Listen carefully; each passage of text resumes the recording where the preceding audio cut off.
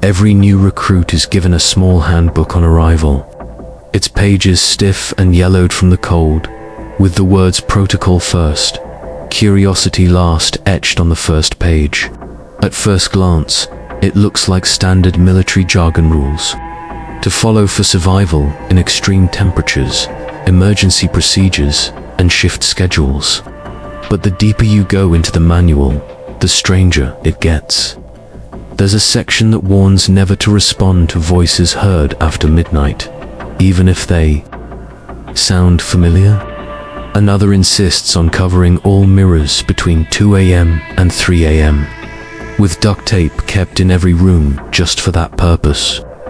Most recruits think it's some kind of psychological test or a weird tradition to haze the new ones. But those of us who've been here longer know better. We follow the rules because something at the outpost is watching us and it doesn't like when we step out of line. I remember one rookie, Andrew, who laughed off the whole rule book on his first day. He tore out a page and used it to light his cigarette right in front of me. I warned him, gently at first, and then with a more serious tone, but Andrew didn't listen. On his third night, he heard knocking at the supply door and claimed it sounded like his sister's voice. He ran out, in nothing but his boots and thermal shirt, into a storm with -60°C winds. We found his body 2 days later. What was left of it? His mouth was wide open, frozen in a scream, and his eyes were missing. Not gouged, not pecked, just gone, as if they were never there. Since then, no one questions the manual. Rule number 4. In the handbook says to never open the north-facing window blinds between sundown and sunrise. It's oddly specific, but there's a reason. The northern horizon isn't always empty, and when the sky turns pale blue, even in the middle of night, sometimes you can see tall, thin silhouettes gliding across the ice, leaving no footprints. They move like they're floating. And sometimes they stop, facing the outpost directly, even though there are no eyes, no faces, just long shadows that make the dogs whimper and hide under the bunk beds. One night, a recruit opened the blinds by mistake. He claimed he was just checking the weather, but his hands were trembling and he refused to speak for the rest of the week. When we finally got him to talk, all he said was, "It waved at me." There's also the fire alarm protocol, which is probably the most bizarre rule in the book. If the fire alarm goes off exactly at 3:17 a.m., we are instructed to put on earplugs and remain still, not evacuate, not investigate, just sit silently and wait. One time it happened while I was on night rotation with 2 rookies. The alarm screamed through the halls at 3:17 on the dot. One rookie, Maria, panicked and headed for the control room to disable the system. She made it 2 steps into the hall before she froze, eyes wide. She began convulsing as if she were being electrocuted, but there were no wires, no fire, nothing. After 7 minutes, the alarm stopped, and so did she. We buried her in the snow that same day. Since then, no one questions the fire alarm either. Recruits always ask why the station doesn't have outside communication systems working after sunset. The truth is, we used to, until someone answered a call that didn't come from Earth. At least that's the rumor. They say it came from just outside the base, but when tracked, it didn't show up on any satellite. The conversation was garbled, unintelligible, except for one phrase, "Let us in." The transmission continued for 3 hours and ended with a high-pitched shriek that made one of the techs bleed from his ears. Now the communications are cut at dusk every single day. Another rule in the book, another line no one dares to cross. The handbook also insists we keep track of each other constantly, head counts, every 2 hours, even if everyone is asleep. We mark names on a board, check bunks, and verify every face.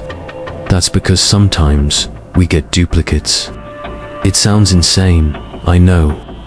But once, during a head count, we found two of the same recruits standing in different parts of the room. Same face, same clothes, same voice. They both claimed to be the real one. One of them had no shadow. That's how we knew. We locked it in the freezer room until morning. When we checked back, the door was wide open, and the room was empty for a page from the handbook, ripped and crumpled. Over time, you learn that the rules aren't just there for safety. They're there for control over the fear, the unknown, the ancient and unnatural things lurking beyond the walls. And once you understand that, you stop seeing the rulebook as a burden and start treating it like your only hope for survival. Because in Antarctica, where the sky never sleeps and the ice listens, one broken rule is all it takes to vanish without a trace. The most unsettling thing about the outpost isn't the cold or the isolation, it's the way the rules seem to know things before we do. When I first arrived at the station, I thought the guidelines were meant to maintain order in a stressful environment. That's what I told myself every time I reread them. But it didn't take long before I realized the rules weren't made after something happened. They were warnings written before anyone ever experienced the danger. And the most unnerving example of this was rule number 12. Do not follow the man in the red parka. He does not work here. There had never been a man in a red parka on the personnel list. We wear navy blue gear with patches that identify our division. Red wasn't even part of our issued clothing, so that rule made no sense until one morning, just after sunrise, when a recruit named Clark swore he saw someone walking toward the storage dome. The figure was wearing a red parka and moving stiffly, slowly, dragging one foot slightly behind. Clark radioed in, but when we checked the security feed, there was nothing. No figure, no movement, no footprints. Yet Clark insisted he wasn't hallucinating. Later that day, he vanished. No sign of a struggle. His coat and ID were found, placed neatly on his bed, but his boots were gone. The only thing left was a trail of melted snow leading toward the northern corridor, where the cameras always go static between 2:30 and 3 o'clock. A.M. Another rule, one of the less obvious ones, that if you ever hear knocking on the emergency hatch more than twice in one night, you are to ignore it. That seems reckless, even dangerous, in a place where life depends on quick response. But those who have heard the knocks say it always comes in threes, always at irregular intervals, and the last knock is always followed by the faint sound of breathing right against the steel. It's not heavy breathing. It's soft, patient, almost curious, like something is waiting on the other side, listening, watching. If anyone opens that door, they never come back. One technician, Davos, broke protocol and opened the hatch after the third knock, thinking it was a supply team arriving late. He never returned, and the hallway smelled like ozone and rust for a week. There's also rule number 17. If your reflection moves slower than you do, leave the room and do not return until daylight. It sounds ridiculous, like something out of a horror film, but mirrors at the outpost have a long history of strange behavior. One of the senior engineers taped a GoPro to his chest and walked into the main bathroom after noticing odd movement in the mirror. When we reviewed the footage, we saw his reflection staring back with delage, a second behind his every move. Then it began to smile long before he did. The real engineer didn't even notice until his reflection reached out, as if pressing against the glass. He ran out screaming, The mirror was removed, shattered, and the room sealed off. The handbook, it was updated that same week, as if it already knew this would happen. Another chilling rule warns against whistling after sunset. It seems trivial, even silly, but it's one of the most strictly enforced guidelines we have. Whistling, according to the manual, is considered an invitation. No one's sure who or what it's inviting, but the last time someone did it, a power outage followed minutes later. The lights went out, and the howling started low at first, then building into a screeching crescendo that echoed through the ventilation shafts. We huddled together in the control room, flashlights off, barely breathing. The sound stopped suddenly, and when the backup generators kicked in, all the doors in the southern hallway were wide open, every single one. The rooms were untouched, but the walls had long, vertical scratches, like something had dragged claws through the metal, searching for something. What disturbs me most is how these events don't seem random.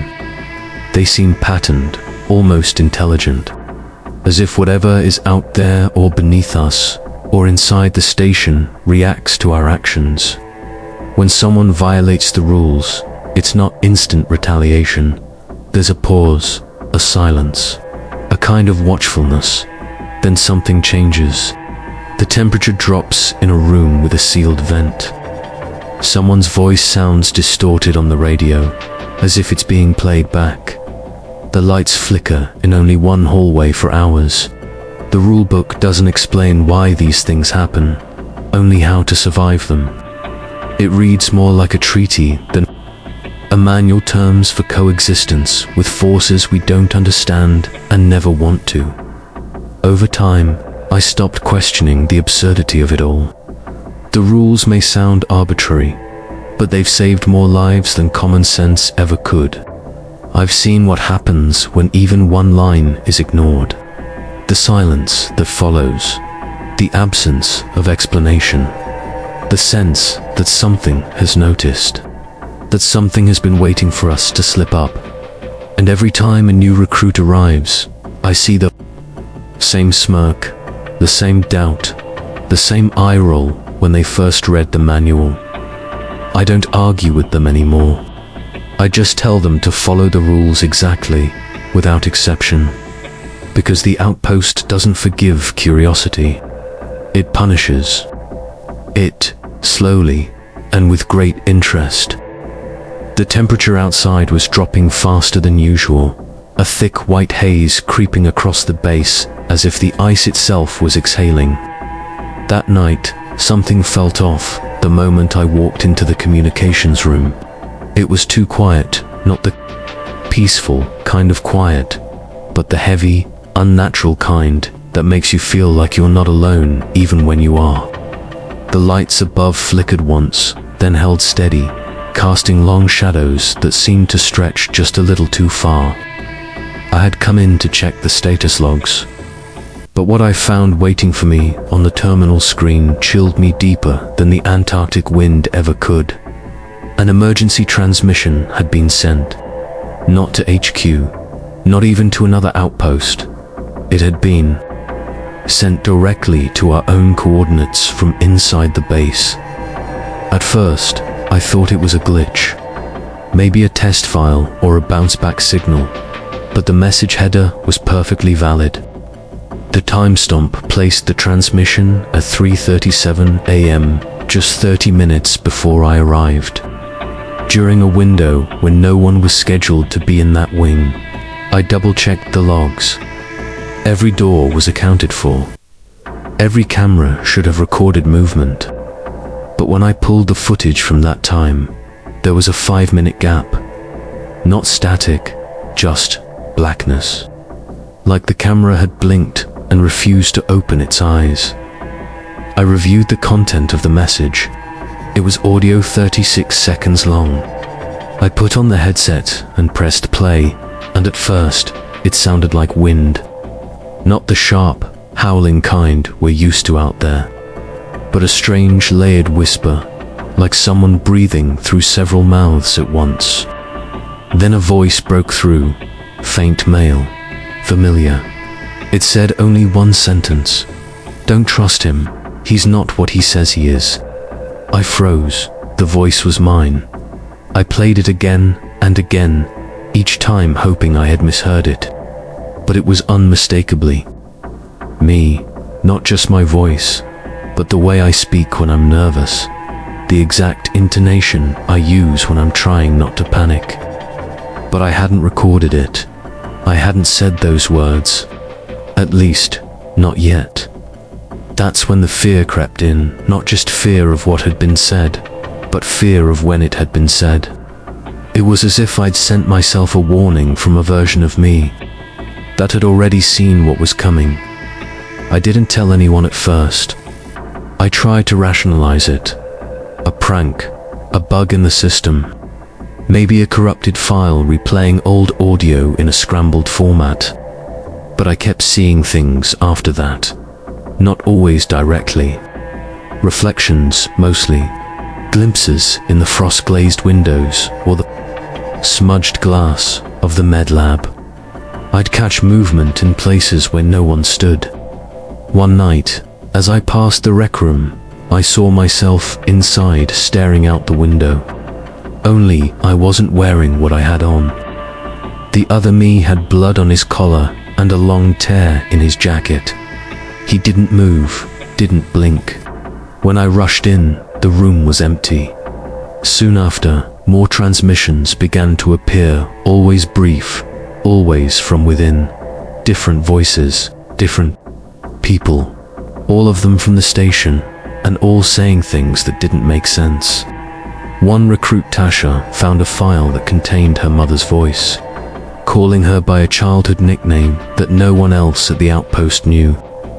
Another received a transmission from his dead brother, urging him to leave before the window closes. The rules made no mention of these transmissions. They weren't included in the standard briefing or the handbook. It was like the station had started speaking in its own language, using our memories, our voices, and maybe our fears as syntax. We tried to trace the source, ran diagnostics on every server, every cable, every data feed. Nothing turned up. We even went as far as shutting down the external relay dish, isolating ourselves from any outside contact. The transmissions didn't stop. In fact, they got stronger. It was as if whatever was sending them wasn't coming from the outside at all. It was coming from inside the station, or maybe from underneath it. There are sealed corridors below the base that no one's allowed to enter anymore. They used to be part of an old research wing, long decommissioned and supposedly sealed after an incident years ago. But sometimes we hear the old elevator shift down there, even though the power to it was cut years back. Once, we sent a drone down through the only accessible maintenance chute that still reached that level. It lasted 8 minutes before we lost the signal. The last image it sent back was a hallway lit by emergency lights, with a dark figure at the far end, not moving, just standing there, watching. We couldn't make out its face, but the body. Shape, ... It was close to human, just slightly off. Too tall, too thin, with arms that hung a little too long. After that, one of the recruits started having dreams. She said she saw herself sitting in the comms room, listening to static, until blood started leaking from her ears. She begged to be transferred out. She didn't last another week, disappeared during a routine perimeter check. Her last words logged in the daily report were chilling. "I think the station is remembering us. The transmissions are still happening. I've stopped trying to delete them.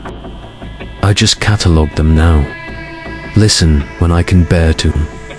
Sometimes they repeat themselves.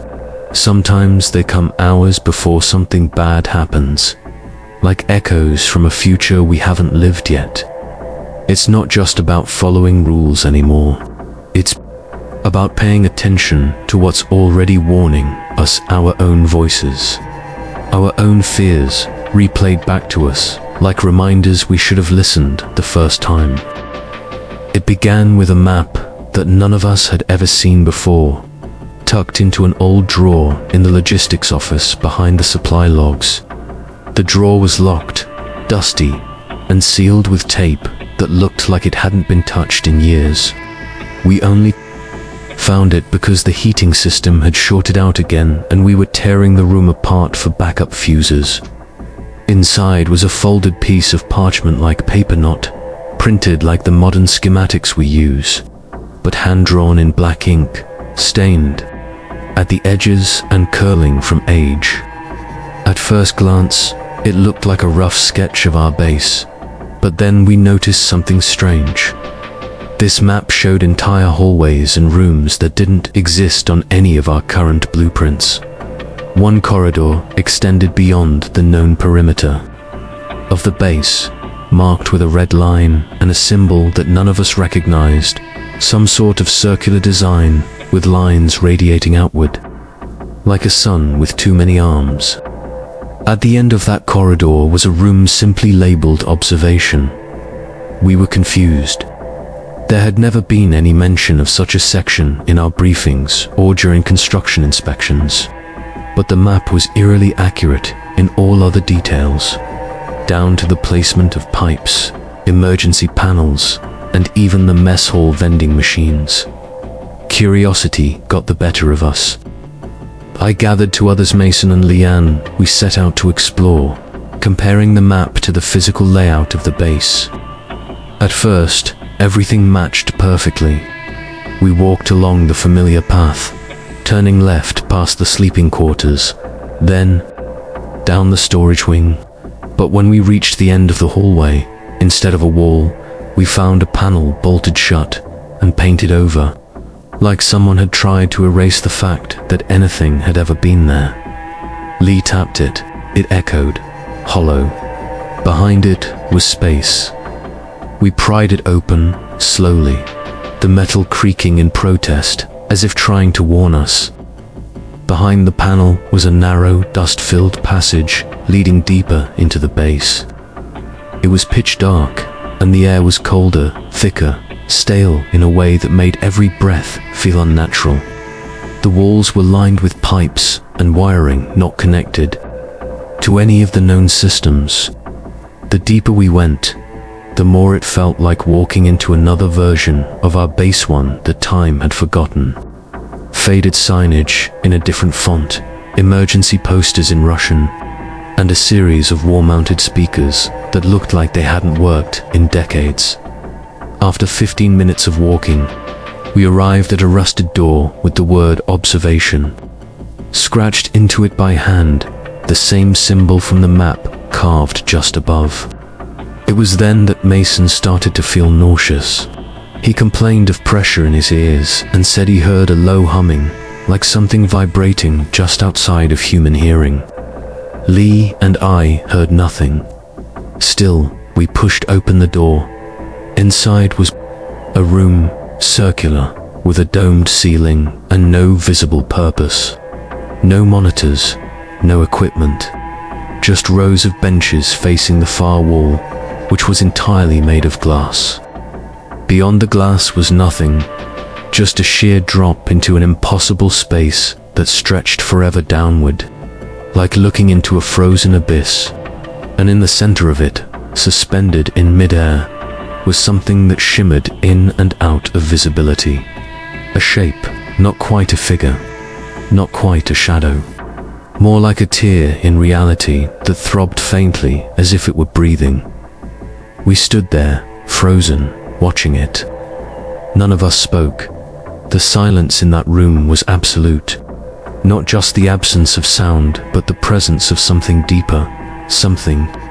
Watching back, then Mason started to bleed from his nose. He dropped to his knees, clutching his head, mumbling incoherent words. We pulled him out, dragging him back through the corridor, through the panel, and slammed it shut. We sealed it with whatever we could find, metal beams, welds, anything to block that passage again. We tried to pretend it didn't happen, but Mason was never the same. He stopped speaking entirely within 2 days. He wouldn't sleep, just sat and stared at the wall, sometimes humming the same low tone he said he heard in the room. One night, we found him in the cold room, standing barefoot on the frozen floor, whispering something in Russian. He'd never spoken a word of the language before. Then Lee vanished. No signs of forced exit, no logs of him leaving through any door. One moment he was logged in on the terminal, the next he was gone. When we reviewed the security footage, we saw him walking toward the panel again, even though we'd blocked it off. But the camera glitched at the exact frame where he reached out to touch the wall, and after that, he was simply no longer there. I reported everything to command, but received only one line in response: cease investigation. Destroy unauthorized documents. No questions, no concern, just a direct order to erase it all. I didn't. I kept the map. It's hidden now. Sometimes I take it out and look at that red-marked corridor, and sometimes on the coldest nights when the base groans. Like it's alive, I swear I hear the humming too. Like whatever was behind that glass is still waiting. And maybe it noticed us looking. It was during my 3rd winter at the outpost when I noticed the first change. Not in the ice or the winds we were used to nature's fury, but in the base itself. The lights in the hallway leading to the comms room started flickering at precisely 3:33 a.m. every night. Not randomly, not in response to power surges or weather fluctuations, but with a mechanical rhythm for 2 seconds.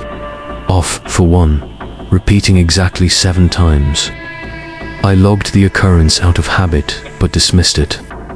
At first, until it started happening every single night without fail. The others began to notice too, especially the newer recruits.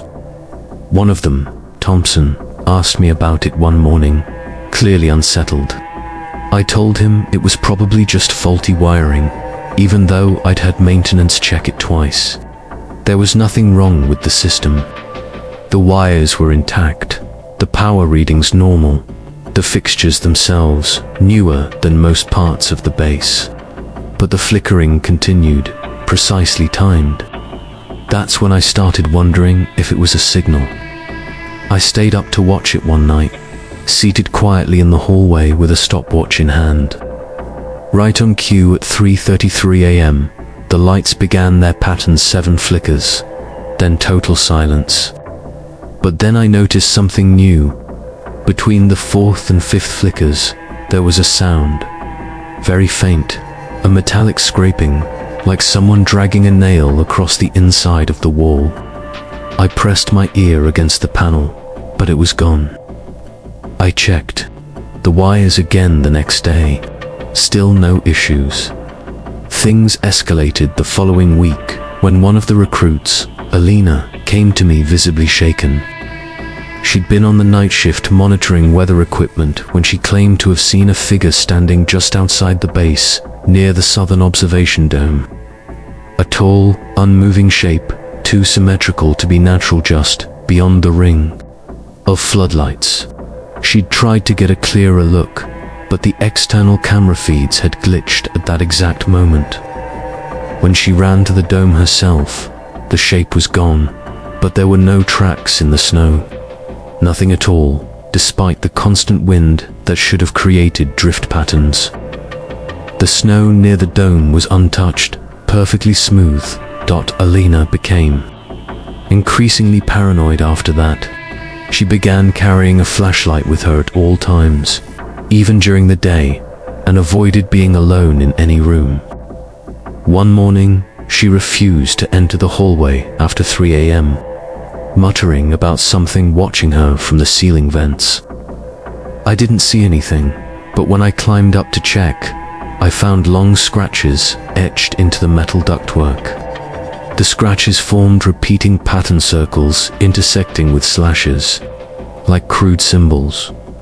The next night, I took the risk of staying in that same hallway again, this time with my camera and audio recorder. When the lights flickered, I began filming. Just before the final flicker, the scraping returned, but this time louder, more deliberate, as if someone or something was actively moving behind the walls. And in that moment of total darkness, before the lights came back, I felt a sudden shift in the air pressure. Not like a draft, but like something massive had entered the space and left again, all in the span of a heartbeat. I checked the footage later. The audio picked up the scraping clearly, but there was a glitch during the flicker. 7 static bursts, one for each flicker, followed by white noise. I ran it through a filter, trying to clean the audio, and beneath the static, there was something that chilled me. A voice, barely above a whisper, speaking in a language I didn't understand. It repeated once, then cut off. I played it for our comms officer, who had experience with obscure dialects, but she couldn't identify it. She said it didn't match any human language. From that night onward, more odd behaviors started appearing across the base. Clocks drifted out of sync, even digital ones. Internal doors would lock and unlock at random. One recruit, Haskins, said his reflection in the bathroom mirror moved a second too slow when he turned away. Another swore he saw the same shadow pass by his room twice, in opposite directions, in the span of 5 seconds. Then came the dreams. Almost everyone started experiencing them. Vivid, strange dreams of underground tunnels filled with frost-covered bones, of machinery pulsing like a heartbeat, of being watched by unseen things. The most disturbing part, many of us had the same dream on the same night.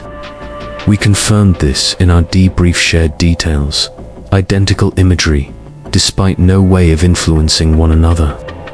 That was when I realized we were dealing with something that didn't just haunt the base, it inhabited it. I took it to command, sent reports, sent the audio. Their response was chilling in its indifference. Environmental stresses, hallucinations caused by polar isolation, maintain routine. Do not alter schedule. It was clear they knew. Maybe not the full extent, but they knew something was here. Something we weren't meant to find. Maybe the base was built here for a reason, not for scientific purposes, but as a cage, or worse, a beacon now. Every night at 3:33, I sit up and wait. I don't bother sleeping anymore. The flickering has changed. Sometimes it's 8 pulses, sometimes 6, as if it's responding to us, learning. And each time, I feel it getting closer. Whatever it is, it's almost inside.